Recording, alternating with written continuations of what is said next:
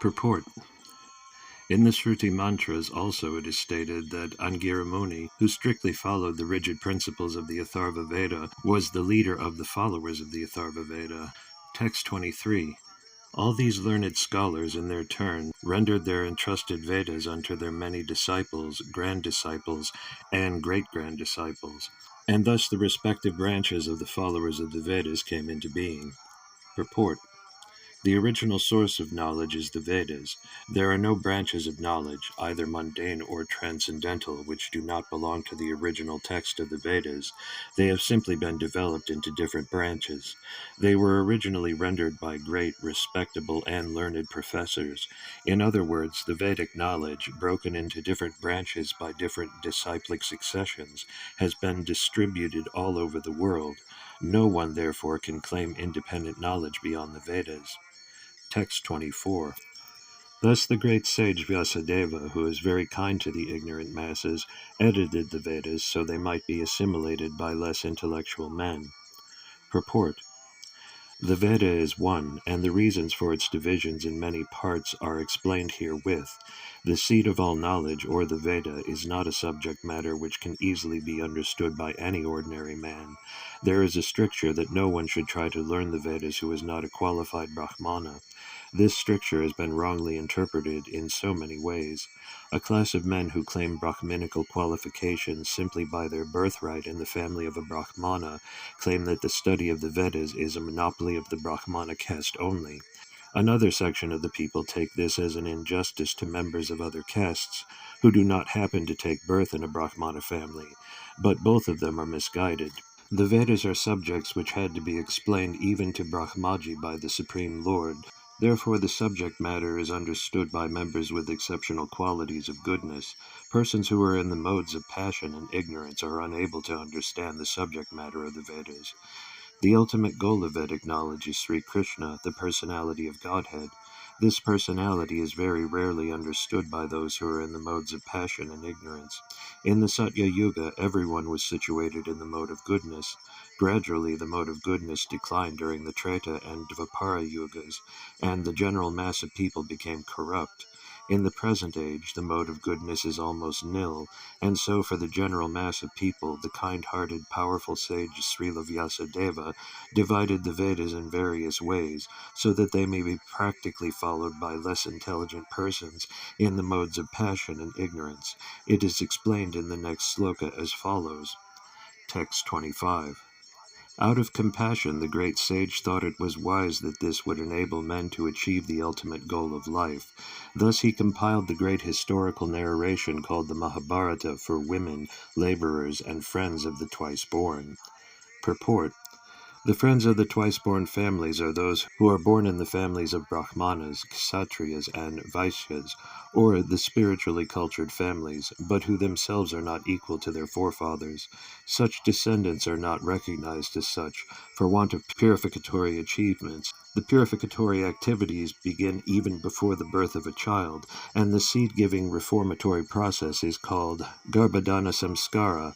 One who has not undergone such Garbhadana Samskara or spiritual family planning is not accepted as being an actual twice-born family. The Garbhadana Samskara is followed by other purificatory processes, out of which the sacred thread ceremony is one. This is performed at the time of spiritual initiation. After this particular samskara, one is rightly called twice-born. One birth is calculated during the seed-giving samskara, and the second birth is calculated at the time of spiritual initiation. One who has been able to undergo such important samskaras can be called a bona fide twice-born. If the father and the mother do not undertake the process of spiritual family planning and simply beget children out of passion only, their children are called jiva bandhus. The jiva bandhus are certainly not as intelligent as the children of the regular twice-born families. The jiva bandhus are classified with the Sudras and the woman class, who are by nature less intelligent. The Sudras and the woman class do not have to undergo any samskara, save and accept the ceremony of marriage. The less intelligent classes of men, namely women, Sudras, and unqualified sons of the higher castes, are devoid of necessary qualifications to understand the purpose of the transcendental Vedas. For them the Mahabharata was prepared.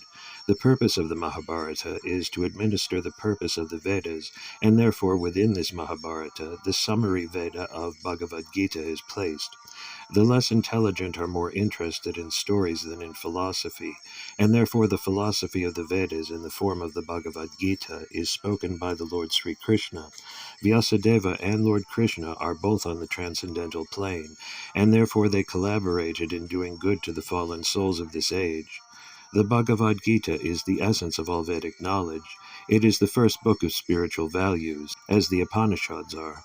The Vedanta philosophy is the subject matter for study by the spiritual graduates. Only the postgraduate spiritual student can enter into the spiritual or devotional service of the Lord. It is a great science, and the great professor is the Lord himself, in the form of Lord Sri Chaitanya Mahaprabhu, and persons who are empowered by him can initiate others in the transcendental loving service of the Lord. Text 26. O twice-born Brahmanas, still his mind was not satisfied, although he engaged himself in working for the total welfare of all people. Purport. Sri Vyasadeva was not satisfied with himself, although he had prepared literatures of Vedic value for the all-around welfare of the general mass of people. It was expected that he would be satisfied by all such activities, but ultimately he was not satisfied. Text 27. Thus the sage, being dissatisfied at heart, at once began to reflect, because he knew the essence of religion, and he said within himself. Purport. The sage began to search out the cause of not being satisfied at heart. Perfection is never attained until one is satisfied at heart. The satisfaction of heart has to be searched out beyond matter. Text 28 through 29. I have, under strict disciplinary vows, unpretentiously worshipped the Vedas, the spiritual master, and the altar as sacrifice. I have also abided by the rulings, and have shown the import of disciplic succession through the explanation of the Mahabharata, by which even women, Sudras, and others, friends of the twice-born, can see the path of religion. Purport. No one can understand the import of the Vedas without having undergone a strict disciplinary vow and disciplic succession. The Vedic spiritual masters and sacrificial fire must be worshipped by the desiring candidate. All these intricacies of Vedic knowledge are systematically presented in the Mahabharata for the understanding of the woman class, the laborer class, and the unqualified members of Brahmana, Kshatriya, or Vaishya families. In this age, the Mahabharata is more essential than the original Vedas. Text 30. I am feeling incomplete, though I myself am fully equipped with everything required by the Vedas. Purport. Undoubtedly, Srila Vyasadeva was complete in all the details of Vedic achievements. Purification of the living being submerged in matter is made possible by the prescribed activities in the Vedas, but the ultimate achievement is different. Unless it is attained, the living being, even though fully equipped, cannot be situated in the transcendentally normal stage. Srila Vyasadeva appeared to have lost the clue and therefore felt dissatisfaction. Text 31. This may be because I did not specifically point out the devotional service of the Lord, which is dear both to perfect beings and to the infallible Lord. Purport. The dissatisfaction which was being felt by Srila Vyasadeva is expressed herein in his own words. This was felt for the normal condition of the living being in the devotional service of the Lord. Unless one is fixed in the normal condition of service, neither the Lord nor the living being can become fully satisfied. This defect was felt by him when Narada Muni, his spiritual master, reached him. It is described as follows. Text 32. As mentioned before, Narada reached the cottage of Krishna Dvapayana Vyasa on the banks of the Sarasvati just as Vyasadeva was regretting his defects. Purport. The vacuum felt by Vyasadeva was not due to his lack of knowledge. Bhagavata Dharma is purely devotional service of the Lord, to which the monist has no access. The monist is not counted amongst the Paramahamsas, the most perfect of the renounced order of life. Srimad Bhagavatam is full of narrations of the transcendental activities of the personality of Godhead. Although Vyasadeva was an empowered divinity, he still felt dissatisfaction because in none of his works were the transcendental activities of the Lord properly explained. The inspiration was infused by Sri Krishna directly in the heart of Vyasadeva, and thus he felt the vacuum as explained above. It is definitely expressed herewith that without the transcendental loving service of the Lord, everything is void, but in the transcendental service of the Lord, everything is tangible without any separate attempt at fruitive work or empiric philosophical speculation. Text 33. As the auspicious arrival of Sri Narada, Sri Vyasadeva got up respectfully and worshipped him, giving him veneration equal to that given to Brahmaji, the creator. Purport. Vidhi means Brahma, the first created living being. He is the original student as well as professor of the Vedas. He learned it from Sri Krishna and taught Narada first. So Narada is the second Acharya in the line of spiritual disciplic succession. He is the representative of Brahma, and therefore he is respected exactly like Brahma, the father of all Vidhis, regulations. Similarly, all other successive disciples in the chain are also equally respected as representatives of the original spiritual master. Thus end the Bhaktivedanta purports of the first canto, fourth chapter of the Srimad Bhagavatam, entitled The Appearance of Sri Narada. Chapter 5. Narada's Instructions on Srimad Bhagavatam for Vyasadeva. Text 1. Sutta Goswami said, "Thus the sage amongst the gods, Narada, comfortably seated and apparently smiling, addressed the rishi amongst the Brahmanas, Vedavyasa." Purport. Narada was smiling because he well knew the great sage Vedavyasa and the cause of his disappointment. As he will explain gradually, Vyasadeva's disappointment was due to insufficiency in presenting the science of devotional service. Narada knew the defect, and it was confirmed by the position of Vyasa. Text 2.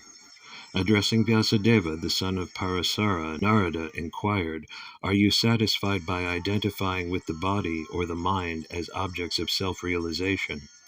Purport. This was a hint by Narada to Vyasadeva regarding the cause of his despondency. Vyasadeva, as the descendant of Parashara, a greatly powerful sage, had the privilege of having a great parentage which should not have given Vyasadeva cause for despondency. Being a great son of a great father, he should not have identified the self with the body or the mind. Ordinary men with a poor fund of knowledge can identify the body as self or the mind as self, but Vyasadeva should not have done so. One cannot be cheerful by nature unless one is factually seated in self-realization, which is transcendental to the material body and mind. Text 3. Your inquiries are full, and your studies were also well fulfilled, and there is no doubt that you have prepared a great and wonderful work, the Mahabharata, which is full of all kinds of Vedic sequences elaborately explained. Purport. The despondency of Vyasadeva was certainly not due to his lack of sufficient knowledge, because as a student he had fully inquired about the Vedic literatures, as a result of which the Mahabharata is compiled with full explanation of the Vedas. Text 4. You have fully delineated the subject of impersonal Brahman as well as the knowledge derived therefrom. Why should you be despondent in spite of all this, thinking that you are undone, my dear Prabhu? Purport. The Vedanta Sutra, or Brahma Sutra, compiled by Sri Vyasadeva, is the full deliberation of the impersonal absolute feature, and it is accepted as the most exalted philosophical exposition in the world. It covers the subject of eternity, and the methods are scholarly, so there cannot be any doubt about the transcendental scholarship of Vyasadeva. So why should he lament? Text 5. Sri Vyasadeva said, "All you have said about me is perfectly correct. Despite all this, I am not pacified. I therefore question you about the root cause of my dissatisfaction, for you are a man of unlimited knowledge, due to your being the offspring of one Brahma, who is self-born, without mundane father and mother." Purport.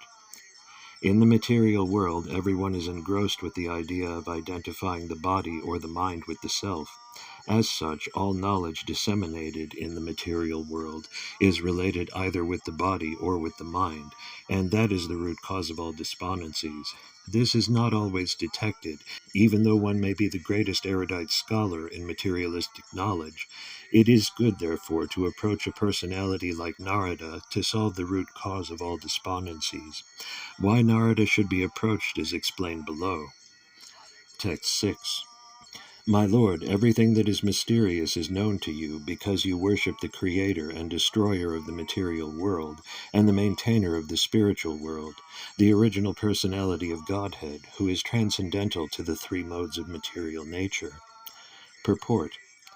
A person who is cent per cent engaged in the service of the Lord is the emblem of all knowledge. Such a devotee of the Lord in full perfection of devotional service is also perfect by the qualification of the personality of Godhead.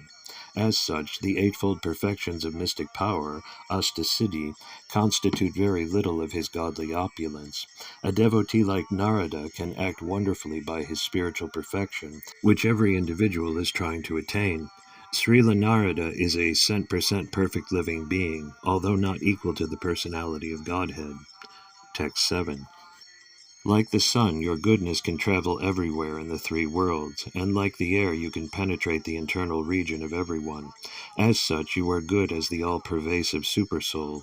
Please, therefore, find out the deficiency in me, despite my being absorbed in the transcendence under disciplinary regulations and vows. Purport.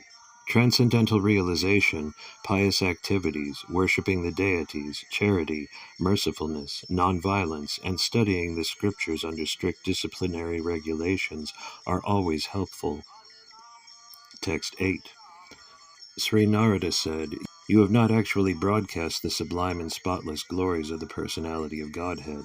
That philosophy which does not satisfy the transcendental senses of the Lord is considered worthless." Purport. The eternal relation of an individual soul with the Supreme Soul Personality of Godhead is constitutionally one of being the eternal servitor of the Eternal Master. The Lord has expanded himself as living beings in order to accept loving service from them, and this alone can satisfy both the Lord and the living beings. Such a scholar as Vyasadeva has completed many expansions of the Vedic literatures, ending with the Vedanta philosophy, but none of them have been written directly glorifying the personality of Godhead. Dry philosophical speculations, even on the transcendental subject of the Absolute, have very little attraction without directly dealing with the glorification of the Lord. The personality of Godhead is the last word in transcendental realization. The Absolute realized as impersonal Brahman or localized Supersoul, Paramatma, is less productive of transcendental bliss than the supreme personal realization of his glories. The compiler of the Vedanta Darshana is Vyasadeva himself, yet he is troubled, although he is the author. So what sort of transcendental bliss can be derived by the readers and listeners of Vedanta, which is not explained directly by Vyasadeva the author? Herein arises the necessity of explaining Vedanta Sutra in the form of Srimad Bhagavatam by the selfsame author. Text 9. Although, great sage, you have broadly described the four principles beginning with religious performances, you have not described the glories of the Supreme Personality, Vasudeva. Purport.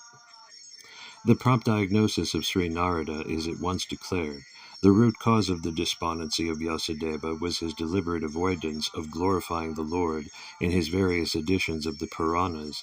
He was certainly, as a matter of course, given descriptions of the glories of the Lord, Sri Krishna, but not as many as given to religiosity, economic development, sense gratification, and salvation. These four items are by far inferior to engagement in the devotional service of the Lord. Sri Vyasadeva, as the authorized scholar, knew very well this difference, and still, instead of giving more importance to the better type of engagement, namely, devotional service to the Lord, he had more or less improperly used his valuable time, and thus he was despondent. From this it is clearly indicated that no one can be pleased substantially without being engaged in the devotional service of the Lord. In the Bhagavad Gita, this fact is clearly mentioned. After liberation, which is the last item in the line of performing religiosity, etc., one is engaged in pure devotional service. This is called the stage of self-realization, or the Brahmabhuta stage. After attainment of this Brahmabhuta stage, one is satisfied. But satisfaction is the beginning of transcendental bliss. One should progress by attaining neutrality and equality in the relative world, and passing this stage of equanimity, one is fixed in the transcendental loving service of the Lord. This is the instruction of the personality of Godhead in the Bhagavad Gita. The conclusion is that in order to maintain the status quo of the Brahma Bhuta stage, as also to increase the degree of transcendental realization, Narada recommended to Vyasadeva that he, Vyasadeva, should now eagerly and repeatedly describe the path of devotional service. This would cure him from gross despondency. Text 10. Those words which do not describe the glories of the Lord, who alone can sanctify the atmosphere of the whole universe, are considered by saintly persons to be like unto a place of pilgrimage for crows. Since the all-perfect persons are inhabitants of the transcendental abode, they do not derive any pleasure there. Purport: crows and swans are not birds of the same feather because of their different mental attitudes. The fruitive workers, or passionate men, are compared to the crows, whereas the all-perfect saintly persons are compared to the swans.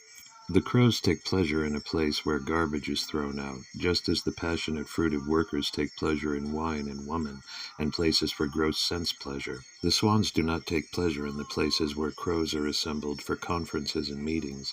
They are instead seen in the atmosphere of natural scenic beauty, where there are transparent reservoirs of water nicely decorated with stems of lotus flowers in variegated colors of natural beauty.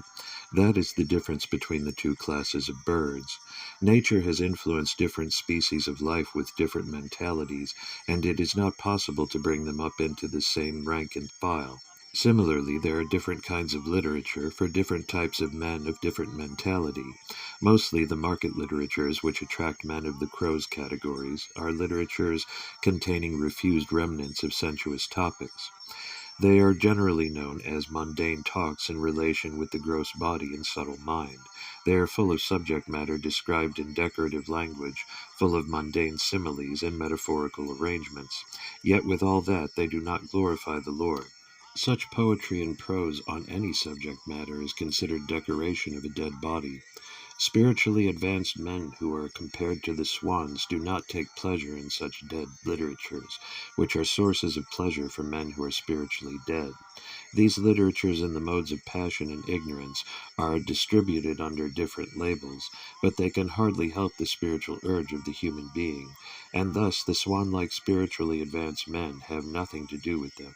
Such spiritually advanced men are called also Manasa because they always keep up the standard of transcendental voluntary service to the Lord on the spiritual plane. This completely forbids fruitive activities for gross bodily sense satisfaction or subtle speculation of the material egoistic mind.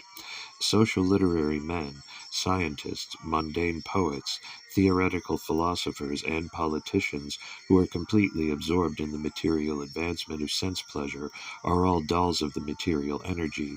They take pleasure in a place where rejected subject matters are thrown. According to Swami Sridhara, this is the pleasure of the prostitute hunters. But literatures which describe the glories of the Lord are enjoyed by the Paramahamsas who have grasped the essence of human activities. Text 11. On the other hand, that literature which is full of descriptions of the transcendental glories of the name, fame, forms, pastimes, etc., of the unlimited Supreme Lord is a different creation, full of transcendental words, directed toward bringing about a revolution in the impious lives of the world's misdirected civilization. Such transcendental literatures, even though imperfectly composed, are heard, sung, and accepted by purified men who are thoroughly honest. Purport: it is a qualification of the great thinkers to pick up the best, even from the worst. It is said that the intelligent man should pick up nectar from a stalk of poison, should accept gold even from a filthy place, should accept a good and qualified wife even from an obscure family, and should accept a good lesson even from a man, or from a teacher who comes from the untouchables. These are some of the ethical instructions for everyone in every place without exception. But a saint is far above the level of an ordinary man. He is always absorbed in glorifying the Supreme Lord, because by broadcasting the holy name and fame of the Supreme Lord, the polluted atmosphere of the world will change, and as a result of propagating the transcendental literatures like Srimad Bhagavatam, people will become sane in their transactions. While preparing this commentation on this particular stanza of Srimad Bhagavatam, we have a crisis before us. Our neighboring friend China has attacked the border of India with a militaristic spirit. We have practically no business in the political field, yet we see that previously there were both China and India, and they both lived peacefully for centuries without ill feeling. The reason is that they lived those days in an atmosphere of God consciousness, and every country over the surface of the world was God-fearing, pure-hearted, and simple, and there was no question of political diplomacy. There is no cause of quarrel between the two countries, China and India, over land, which is not very suitable for habitation, and certainly there is no cause for fighting on this issue. But due to the age of quarrel, Kali, which we have discussed, there is always a chance of quarrel on slight provocation. This is due not to the issue in question, but to the polluted atmosphere of this age. Systematically, there is propaganda by a section of people to stop glorification of the name and fame of the Supreme Lord. Therefore, there is a great need for disseminating the message of Srimad Bhagavatam all over the world. It is the duty of every responsible Indian to broadcast the transcendental message of Srimad Bhagavatam throughout the world, to do all the supermost good, as well as to bring about the desired peace in the world. Because India has failed in her duty by neglecting this responsible work, there is so much quarrel and trouble all over the world. We are confident that if the transcendental message of Srimad Bhagavatam is received only by the leading men of the world, certainly there will be a change of heart, and naturally the people in general will follow them. The mass of people in general are tools in the hands of the modern politicians and leaders of the people. If there is change of heart of the leaders only, certainly there will be a radical change in the atmosphere of the world. We know that our honest attempt to present this great literature, conveying transcendental messages for reviving the God consciousness of the people in general, and re-spiritualizing the world atmosphere is fraught with many difficulties. Our presenting this matter in adequate language, especially a foreign language, will certainly fail, and there will be so many literary discrepancies despite our honest attempt to present it in the proper way. But we are sure that with all our faults in this connection, the seriousness of the subject matter will be taken into consideration, and the leaders of society will still accept this due to its being an honest attempt to glorify the Almighty God. When there is fire in a house, the inmates of the house go out to get help from the neighbors, who may be foreigners, and yet without knowing the language, the victims of the fire express themselves, and the neighbors understand the need, even though not expressed in the same language. The same spirit of cooperation is needed to broadcast this transcendental message of the Srimad Bhagavatam throughout the polluted atmosphere of the world. After all, it is a technical science of spiritual values, and thus we are concerned with the techniques and not with the language. If the techniques of this great literature are understood by the people of the world, there will be success. When there are too many materialistic activities by the people in general all over the world, there is no wonder that a person or a nation attacks another person or nation on slight provocation. This is the rule of this age of Kali, or quarrel. The atmosphere is already polluted with corruption of all description, and everyone knows it well. There are so many unwanted literatures full of materialistic ideas of sense gratification. In many countries there are bodies appointed by the state to detect and censor obscene literature. This means that neither the government nor the responsible leaders of the public want such literature. Yet it is in the marketplace because the people want it for sense gratification. The people in general want to read, that is a natural instinct, but because their minds are polluted, they want such literatures.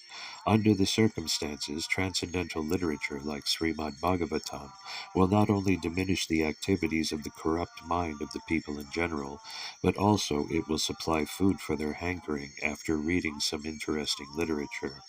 In the beginning they may not like it because one suffering from jaundice is reluctant to take sugar candy, but we should know that sugar candy is the only remedy for jaundice.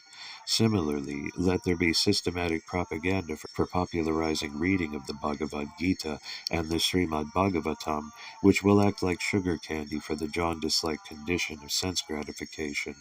When men have a sense for this literature, the other literatures, which are catering poison to society, will then automatically cease. We are sure, therefore, that everyone in human society will welcome Srimad Bhagavatam, even though it is now presented with so many faults, for it is recommended by Sri Narada, who has very kindly appeared in this chapter. Text 12. Knowledge of self-realization, even though free from all material affinity, does not look well if devoid of a conception of the infallible God. What then is the use of fruitive activities, which are naturally painful from the very beginning and transient by nature, if they are not utilized for the devotional service of the Lord? Purport.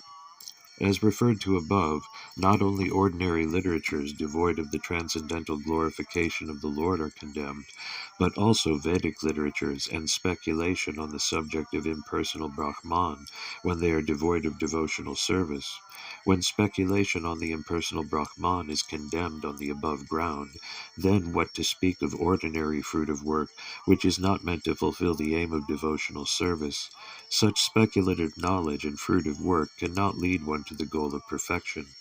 Fruitive work, in which almost all people in general are engaged, is always painful either in the beginning or at the end. It can be fruitful only when made subservient to the devotional service of the Lord. In the Bhagavad Gita also it is confirmed that the result of such fruitive work may be offered for the service of the Lord. Otherwise it leads to material bondage. The bona fide enjoyer of the fruitive work is the personality of Godhead, and thus when it is engaged for the sense gratification of the living beings, it becomes an acute source of trouble. Text 13. O Vyasadeva, your vision is completely perfect, your good fame is spotless, you are firm in vow and situated in truthfulness, and thus you can think of the pastimes of the Lord in trance for the liberation of the people in general from all material bondage. Purport. People in general have a taste for literatures by instinct. They want to hear and read from the authorities something about the unknown, but their taste is exploited by unfortunate literatures which are full of subject matter for satisfaction of the material senses. Such literatures contain different kinds of mundane poems and philosophical speculations, more or less under the influence of Maya, ending in sense gratification. These literatures, although worthless in the true sense of the term, are variously decorated to attract the attention of the less intelligent men. Thus the attracted living entities are more and more entangled in material bondage, without hope of liberation for thousands and thousands of generations. Sri Narada Rishi, being the best amongst the Vaishnavas, is compassionate towards such unfortunate victims of worthless literatures, and thus he advises Sri Vyasadeva to compose transcendental literature, which is not only attractive, but can also actually bring liberation from all kinds of bondage. Srila Vyasadeva or his representatives are qualified because they are rightly trained to see things in their true perspective. Srila Vyasadeva and his representatives are pure in thought due to their spiritual enlightenment, fixed in their vows due to their devotional service, and determined to deliver the fallen souls rotting in material activities. The fallen souls are very eager to receive novel informations every day, and the transcendentalists like Vyasadeva or Narada can supply such eager people in general with unlimited news from the spiritual world. In the Bhagavad Gita, it is said that the material world is only a part of the whole creation, and that this earth is only a fragment of the whole material world. There are thousands and thousands of literary men all over the world, and they have created many, many thousands of literary works for the information of the people in general for thousands and thousands of years. Unfortunately, none of them have brought peace and tranquility on the earth. This is due to a spiritual vacuum in those literatures.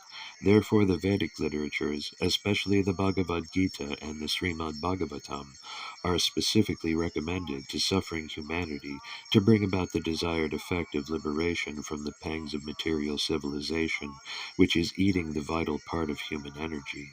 The Bhagavad Gita is the spoken message of the Lord Himself, recorded by Vyasadeva, and the Srimad Bhagavatam is the transcendental narration of the activities of the same Lord Krishna, which alone can satisfy the hankering desires of the living being for eternal peace and liberation from miseries. Srimad Bhagavatam, therefore, is meant for all the living beings all over the universe for total liberation from all kinds of material bondage. Such transcendental narrations of the pastimes of the Lord can be described only by liberated souls like Vyasadeva and his bona fide representatives who are completely merged in the transcendental loving service of the Lord. Only to such devotees do the pastimes of the Lord and their transcendental nature become automatically manifested by dint of devotional service. No one else can either know or describe the acts of the Lord, even if they speculate on the subject for many, many years. The descriptions of the Bhagavatam are so precise and accurate that whatever has been predicted in this great literature about 5,000 years ago is now exactly happening. Therefore the vision of the author comprehends past, present, and future. Such liberated persons as Vyasadeva are perfect not only by the power of vision and wisdom, but also in oral reception, in thinking, feeling, and all other sense activities. A liberated person possesses perfect senses, and with perfect senses only can one serve the sense proprietor, Hrishikesha, Sri Krishna, the personality of Godhead. Srimad Bhagavatam, therefore, is the perfect description of the all-perfect personality of Godhead by the all-perfect personality Srila Vyasadeva, the compiler of the Vedas. Text 14. Whatever you desire to describe that is separate in vision from the Lord simply reacts, with different forms, names, and results, to agitate the mind as the wind agitates a boat which has no resting place. Purport. Sri Vyasadeva is the author of all descriptions of the Vedic literatures, and thus he has described transcendental realization in different ways, namely by fruitive activities, speculative knowledge, mystic power, and devotional service. Besides that, in his various Puranas, he has recommended the worship of so many demigods in different forms and names. The result is that people in general are puzzled how to fix their minds in the service of the Lord. They are always disturbed about finding the real path of self-realization. Srila Naradadeva is stressing this particular defect in the Vedic literatures compiled by Vyasadeva, and thus he is trying to emphasize describing everything in relation with the Supreme Lord and no one else. In fact, there is nothing existent except the Lord. The Lord is manifested in different expansions. He is the root of the complete tree. He is the stomach of the complete body. Pouring water on the root is the right process to water the tree, as much as feeding the stomach supplies energy to all parts of the body. Therefore, Srila Vyasadeva should not have compiled any Puranas other than the Bhagavata Purana, because a slight deviation from that may create havoc for self-realization.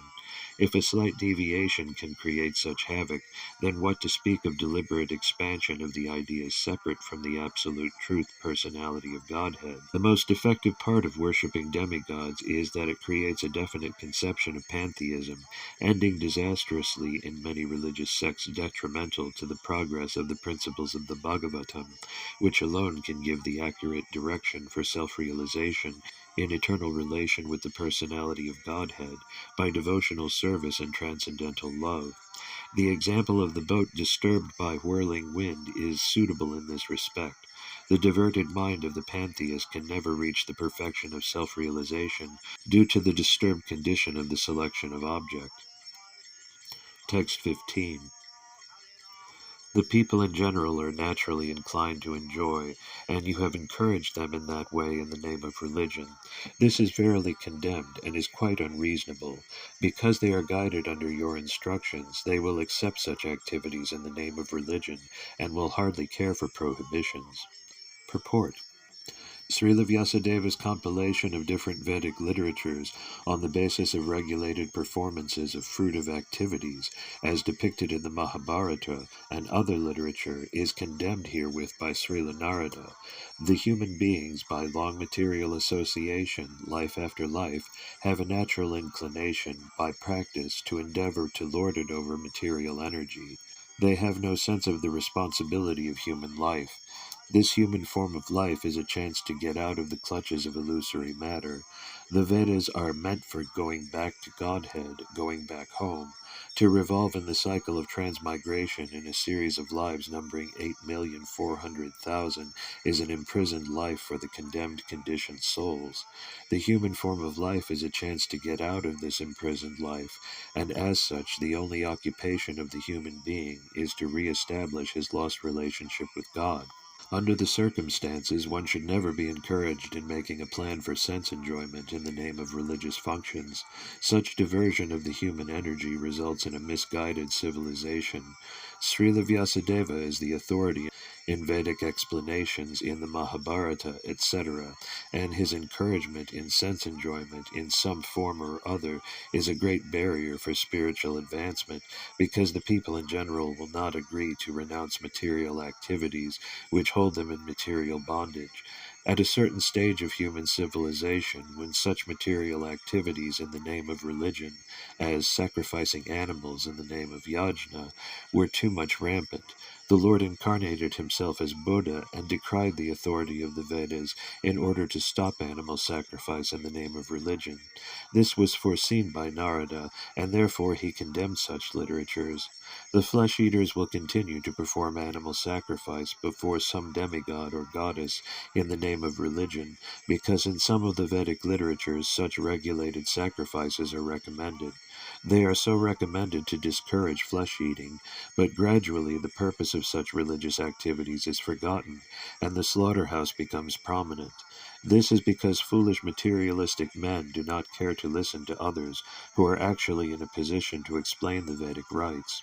In the Vedas, it is distinctly said that the perfection of life is never to be attained either by voluminous work or by accumulation of wealth, or even by increasing the population, but it is so attained only by renunciation. The materialistic men do not care to listen to such injunctions. According to them, the so-called renounced order of life is meant for those who are unable to earn their livelihood because of some corporeal defects, or for persons who have failed to achieve prosperity in family life. In histories like the Mahabharata, of course, there are topics on transcendental subjects along with material topics. The Bhagavad Gita is there in the Mahabharata. The whole idea of the Mahabharata culminates in the ultimate instructions of the Bhagavad Gita, that one should relinquish all other engagements and should engage oneself solely and fully in surrendering unto the lotus feet of Lord Sri Krishna. But men with materialistic tendencies are more attracted to the politics, economics, and philanthropic activities mentioned in the Mahabharata than to the principal topic, namely the Bhagavad Gita. This compromising spirit of Vyasadeva is directly condemned by Narada, who advises him to directly proclaim that the prime necessity of human life is to realize one's eternal relation with the Lord, and thus surrender unto him without delay. A patient suffering from a particular type of malady is almost always inclined to accept edibles which are forbidden for him. The expert physician does not make any compromise with the patient by allowing him to take partially what he should not at all take. In the Bhagavad Gita, it is also said that a man attached to the fruit of work should not be discouraged from his occupation, for gradually he may be elevated to the position of self-realization. This is sometimes applicable for those who are only dry empiric philosophers without spiritual realization, but those who are in the devotional line need not be always so advised. Text 16. The Supreme Lord is unlimited. Only a very expert personality, retired from the activities of material happiness, deserves to understand this knowledge of spiritual values. Therefore, those who are not so well situated, due to material attachment, should be shown the ways of transcendental realization by your goodness through descriptions of the transcendental activities of the Supreme Lord. Purport. Theological science is a difficult subject, especially when it deals with the transcendental nature of God. It is not a subject matter to be understood by persons who are too much attached to material activities. Only the very expert who have almost retired from materialistic activities by culture of spiritual knowledge can be admitted to the study of this great science. In the Bhagavad Gita, it is clearly stated that out of many hundreds and thousands of men, only one person deserves to enter into transcendental realization, and out of many thousands of such transcendentally realized persons, only a few can understand the theological science specifically dealing with God as a person. Sri Vyasadeva is therefore advised by Narada to describe the science of God directly by relating his transcendental activities. Vyasadeva is himself a personality expert in this science, and he is unattached to material enjoyment. Therefore he is the right person to describe it, and Sukadeva Goswami, the son of Vyasadeva, is the right person to receive it. Srimad Bhagavatam is the topmost theological science, and therefore it can react on the layman as medicinal doses. Because it contains the transcendental activities of the Lord, there is no difference between the Lord and the literature. The literature is the factual literary incarnation of the Lord, so the layman can hear the narration of the activities of the Lord. Thereby they are able to associate with the Lord, and thus gradually become purified from material diseases. The expert devotees also can discover novel ways and means to convert the non-devotees in terms of particular time and circumstance. Devotional service is dynamic activity, and the expert devotees can find out competent means to inject it into the dull brains of the materialistic population. Such transcendental activities of the devotees for the service of the Lord can bring a new order of life to the foolish society of materialistic men. Lord Sri Chaitanya Mahaprabhu and his subsequent followers exhibited expert dexterity in this connection. By following the same method, one can bring the materialistic men of this age of quarrel into order for peaceful life and transcendental realization. Text 17. One who has forsaken his material occupations to engage in the devotional service of the Lord may sometimes fall down while in an immature stage, yet there is no danger of his being unsuccessful. On the other hand, a non-devotee, though fully engaged in occupational duties, does not gain anything. Purport. As far as the duties of mankind are concerned, there are innumerable duties. Every man is duty-bound not only to his parents, family members, society, country, humanity, other living beings, the demigods, etc., but also to the great philosophers, poets, scientists, etc. It is enjoined in the scriptures that one can relinquish all such duties and surrender unto the service of the Lord. So if one does so and becomes successful in the discharge of his devotional service unto the Lord, it is well and good. But it so happens sometimes that one surrenders himself unto the service of the Lord by some temporary sentiment, and in the long run, due to so many other reasons, he falls down from the path of service by undesirable association. There are so many instances of this in the histories. Bharata Maharaja was obliged to take his birth as a stag, due to his intimate attachment to a stag. He thought of this stag when he died. As such, in the next birth he became a stag, although he did not forget the incident of his previous birth. Similarly, Chitraketu also fell down due to his offenses at the feet of Shiva. But in spite of all this, the stress is given here to surrendering unto the lotus feet of the Lord, even if there is a chance of falling down, because even though one falls down from the prescribed duties of devotional service, he will never forget the lotus feet of the Lord. Once engaged in the devotional service of the Lord, one will continue the service in all circumstances. In the Bhagavad Gita, it is said that even a small quantity of devotional service can save one from the most dangerous position. There are many instances and such examples in history. Ajamila is one of them. Ajamila in his early life was a devotee, but in his youth he fell down. Still he was saved by the Lord at the end. Text 18. Persons who are actually intelligent and philosophically inclined should endeavor only for that purposeful end which is not obtainable, even by wandering from the topmost planet, Brahmaloka, down to the lowest planet, Patala. As far as happiness derived from sense enjoyment is concerned, it can be obtained automatically in course of time, just as in course of time we obtain miseries even though we do not desire them. Purport. Every man everywhere is trying to obtain the greatest amount of sense enjoyment by various endeavors. Some men are busy engaged in trade, industry, economic development, political supremacy, etc., and some of them are engaged in fruitive work to become happy in the next life by attaining higher planets. It is said that on the moon the inhabitants are fit for greater sense enjoyment by drinking soma rasa, and the Pitriloka is obtained by good charitable work.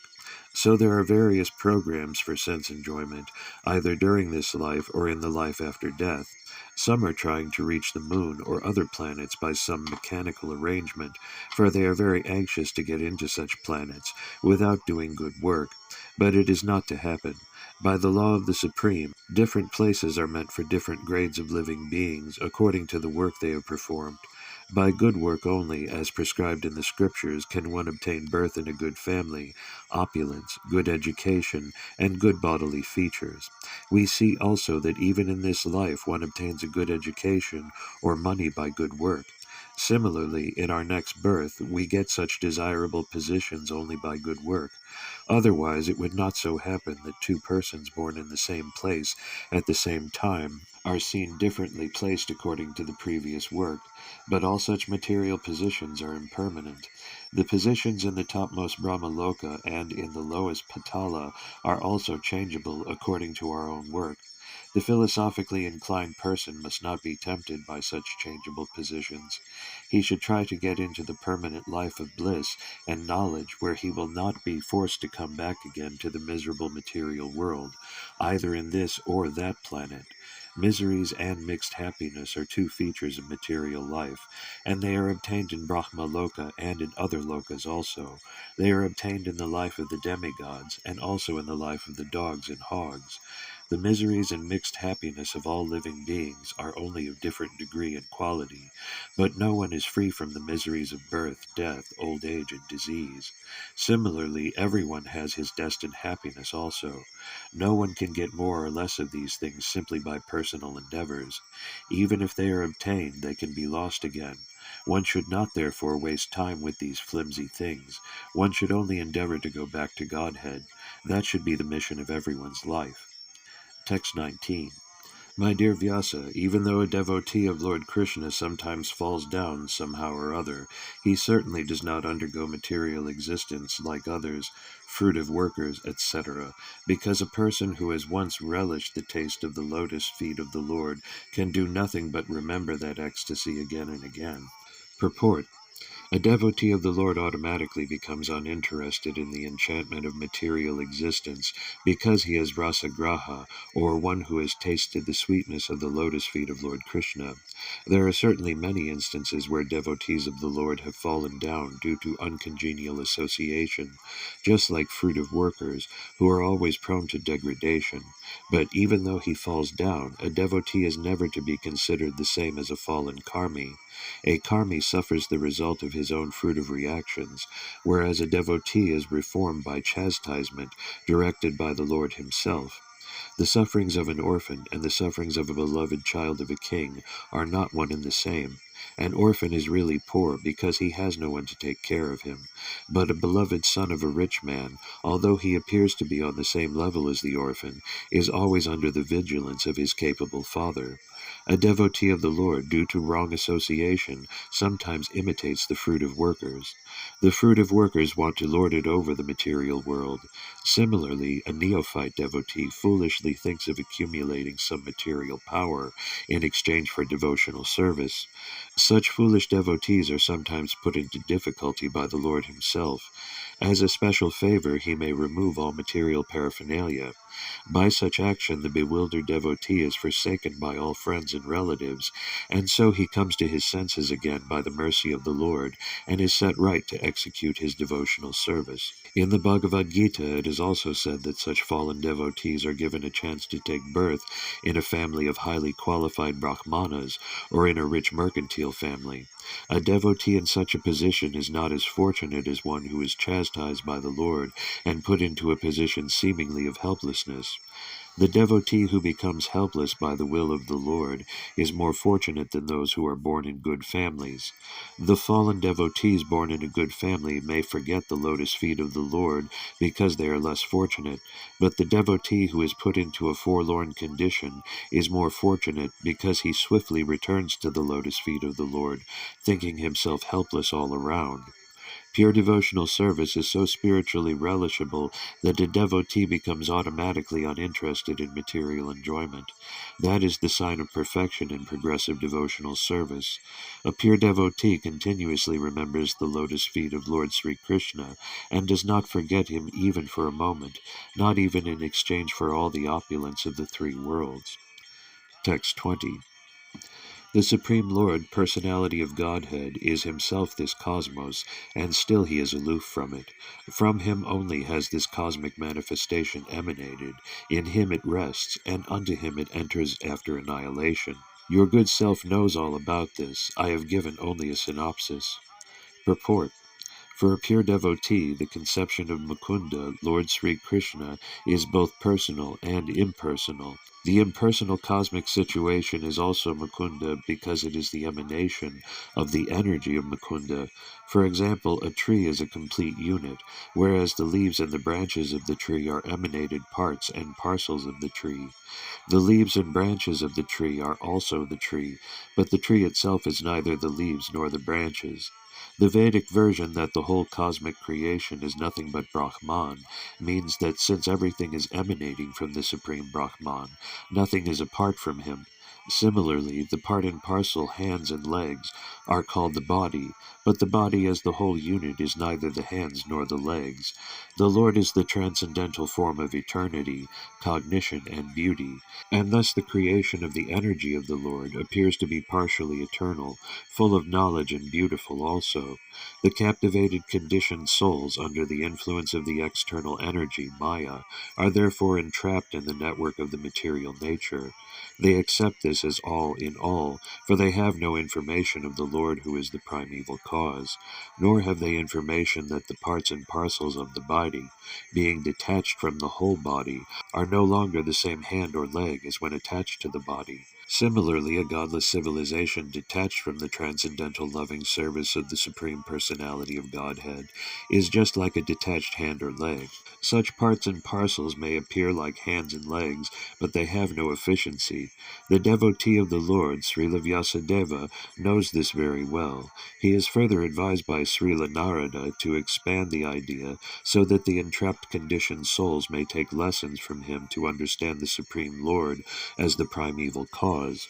According to the Vedic version, the Lord is naturally fully powerful, and thus his supreme energies are always perfect and identical with him. Both the spiritual and the material skies and their paraphernalia are emanations of the internal and external energies of the Lord. External energy is comparatively inferior, whereas the internal potency is superior. The superior energy is living force, and therefore she is completely identical, but the external energy, being inert, is partially identical.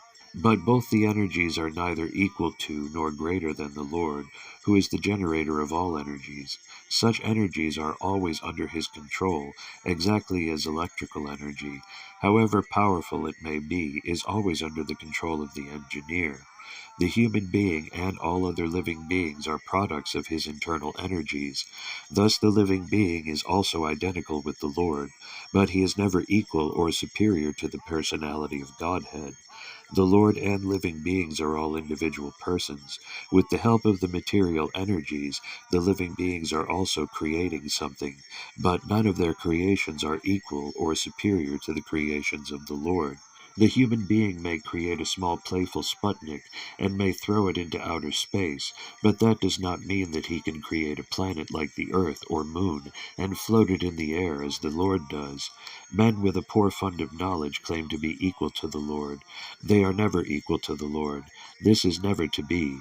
The human being, after attaining complete perfection, may achieve a large percentage of the qualities of the Lord, say up to 78%, but it is never possible to surpass the Lord or to become equal with him. In a diseased condition only, the foolish being claims to be one with the Lord, and thus becomes misled by the illusory energy. The misguided living beings, therefore, must accept the supremacy of the Lord and agree to render loving service to him. For this they have been created. Without this, there cannot be any peace or tranquility in the world. Srila Vyasadeva is advised by Srila Narada to expand this idea in the Bhagavatam. In the Bhagavad Gita also the same idea is explained. Surrender fully unto the lotus feet of the Lord. That is the only business of the perfect human being. Text 21. Your goodness has perfect vision. You yourself can know the supersoul personality of Godhead, because you are present as the plenary portion of the Lord. Although you are birthless, you have appeared on this earth for the well-being of all people. Please therefore describe the transcendental pastimes of the Supreme Personality of Godhead, Sri Krishna, more vividly. Purport. Srila Vyasadeva is the empowered plenary portion incarnation of the personality of Godhead, Sri Krishna. He descended by his causeless mercy to deliver the fallen souls in the material world. The fallen and forgotten souls are detached from the transcendental loving service of the Lord. The living entities are parts and parcels of the Lord, and they are eternally servitors of the Lord. All the Vedic literatures, therefore, are put into systematic order for the benefit of the fallen souls, and it is the duty of the fallen souls to take advantage of such literatures and be freed from the bondage of material existence. Although formally Srila Narada Rishi is his spiritual master, Srila Vyasadeva is not at all dependent on a spiritual master, because in essence he is the spiritual master of everyone else. But because he is doing the work of an acharya, he has taught us by his own conduct that one must have a spiritual master, even though he be God himself. Lord Sri Krishna, Lord Sri Rama, and Lord Sri Chaitanya Mahaprabhu, all incarnations of Godhead, accepted formal spiritual masters, although by their transcendental nature they were cognizant of all knowledge. In order to direct people in general to the lotus feet of Lord Sri Krishna, he himself in the incarnation of Vyasadeva is delineating the transcendental pastimes of the Lord. Text 22. Learned circles have positively concluded that the infallible purpose of the advancement of knowledge, namely austerities, study of the Vedas, sacrifice, chanting of hymns, and charity, culminates in the transcendental descriptions of the Lord, who is defined in choice poetry. Purport. Human intellect is developed for advancement of learning in art, science, philosophy, physics, chemistry, psychology, economics, politics, etc. By culture of such knowledge, the human society can attain perfection of life. This perfection of life culminates in the realization of the Supreme Being, Vishnu. The Sruti therefore directs that those who are actually advanced in learning should aspire for the service of Lord Vishnu. Unfortunately, persons who are enamored by the external beauty of Vishnu Maya do not understand that culmination of perfection or self-realization depends on Vishnu. Vishnu Maya means sense enjoyment, which is transient and miserable. Those who are entrapped by Vishnu Maya utilize advancement of knowledge for sense enjoyment. Sri Narada Muni has explained that all paraphernalia of the cosmic universe is but an emanation from the Lord out of his different energies, because the Lord has set in motion, by his inconceivable energy, the actions and reactions of the created manifestation. They have come to be out of his energy, they rest on his energy, and after annihilation they merge into him. Nothing is therefore different from him, but at the same time the Lord is always different from them. When advancement of knowledge is applied in the service of the Lord, the whole process becomes absolute. The personality of Godhead and his transcendental name, fame, glory, etc., are all non-different from him. Therefore all the sages and devotees of the Lord have recommended that the subject matter of art, science, philosophy, physics, chemistry, psychology, and all other branches of knowledge should be wholly and solely applied in the service of the Lord. Art, literature, poetry, painting, etc., may be used in glorifying the Lord. The fiction writers, poets, and celebrated literatures are generally engaged in writing of sensuous subjects, but if they turn towards the service of the Lord, they can describe the transcendental pastimes of the Lord. Valmiki was a great poet, and similarly Vyasadeva is a great writer, and both of them have absolutely engaged themselves in delineating the transcendental activities of the Lord, and by doing so have become immortal. Similarly, science and philosophy also should be applied in the service of the Lord. There is no use presenting dry speculative theories for sense gratification. Philosophy and science should be engaged to establish the glory of the Lord. Advanced people are eager to understand the absolute truth through the medium of science, and therefore a great scientist should endeavor to prove the existence of the Lord on a scientific basis. Similarly, philosophical speculation should be utilized to establish the supreme truth as sentient and all-powerful. Similarly, all other branches of knowledge should always be engaged in the service of the Lord.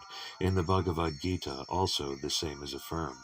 All knowledge not engaged in the service of the Lord is but nescience. Real utilization of advanced knowledge is to establish the glories of the Lord, and that is the real import. Scientific knowledge engaged in the service of the Lord and all similar activities are all factually Hari Kirtana, or glorification of the Lord. Text 23. O Muni, in the last millennium I was born as the son of a certain maidservant engaged in the service of Brahmanas who were following the principles of Vedanta.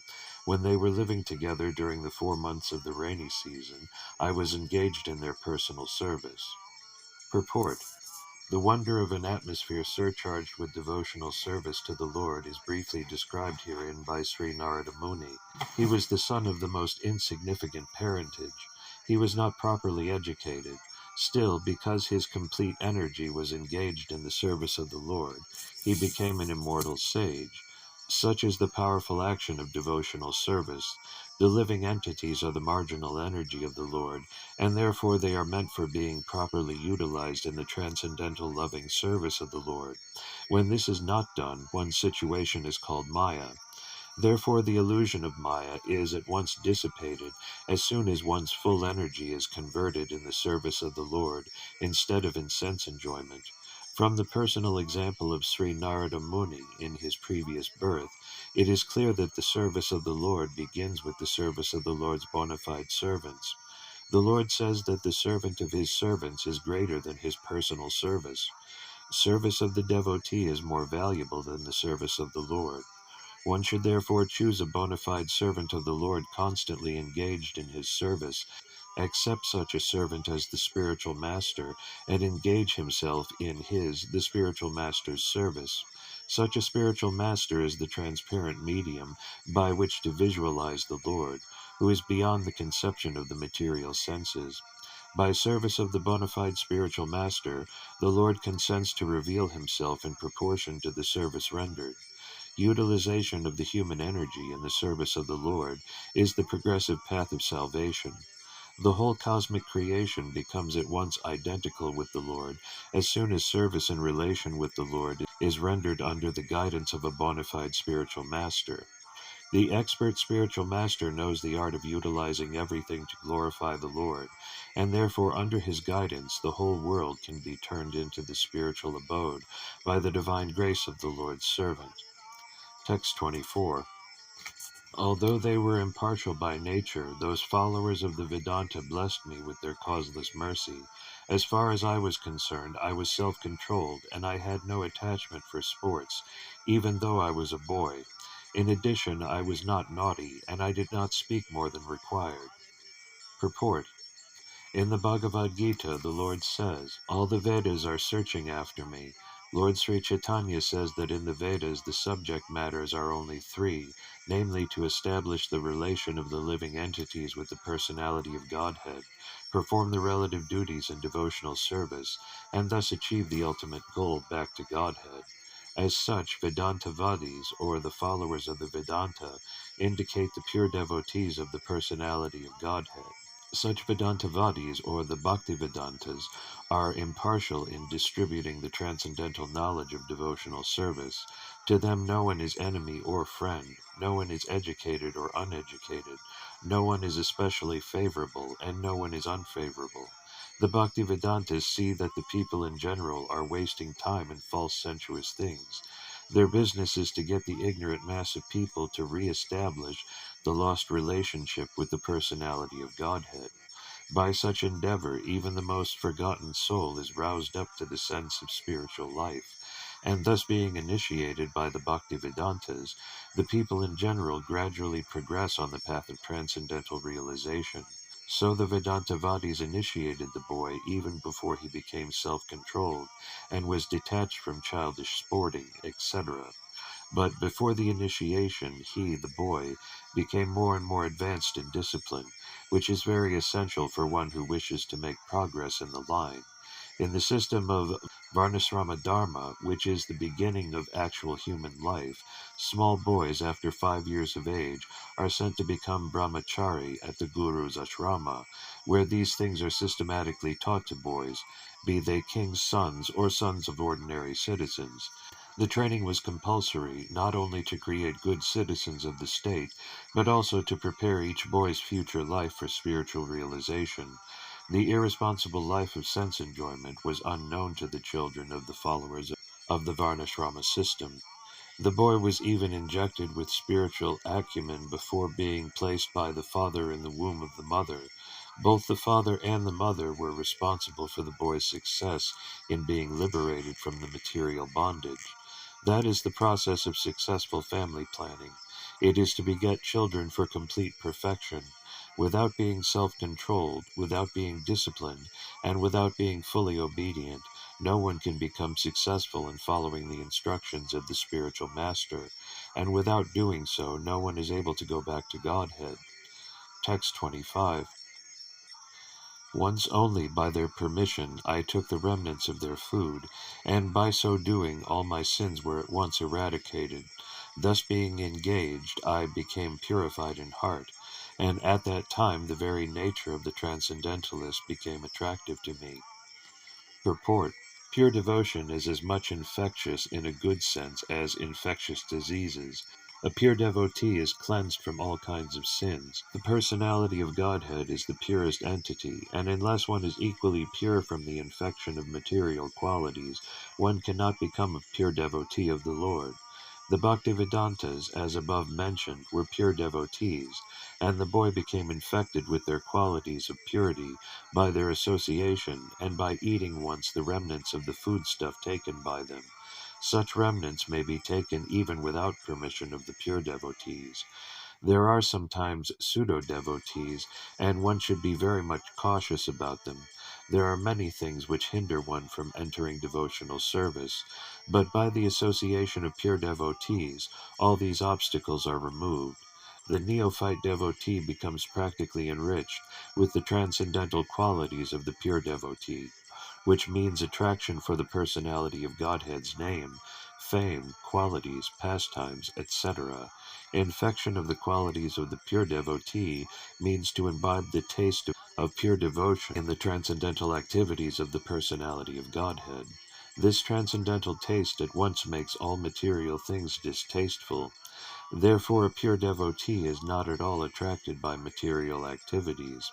After the elimination of all sins or obstacles on the path of devotional service, one can become attracted, one can have steadiness, one can have perfect taste, one can have transcendental emotions, and at last one can be situated on the plane of loving service of the Lord. All these stages develop by the association of pure devotees, and that is the purport of this stanza. Text 26. O Vyasadeva, in that association and by the mercy of those great Vedantists, I could hear them describe the attractive activities of Lord Krishna, and thus listening attentively, my taste for hearing of the personality of Godhead increased at every step. Purport: Lord Sri Krishna, the absolute personality of Godhead, is attractive not only in his personal features, but also in his transcendental activities. It is so because the Absolute is absolute by his name, fame, form, pastimes, entourage, paraphernalia, etc.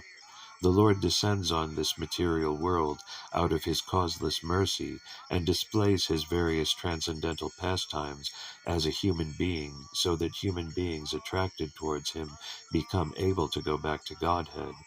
Men are naturally apt to hear histories and narrations of various personalities performing mundane activities, without knowing that by such association one simply wastes valuable time and also becomes addicted to the three qualities of mundane nature. Instead of wasting time, one can get spiritual success by turning his attention to the transcendental pastimes of the Lord.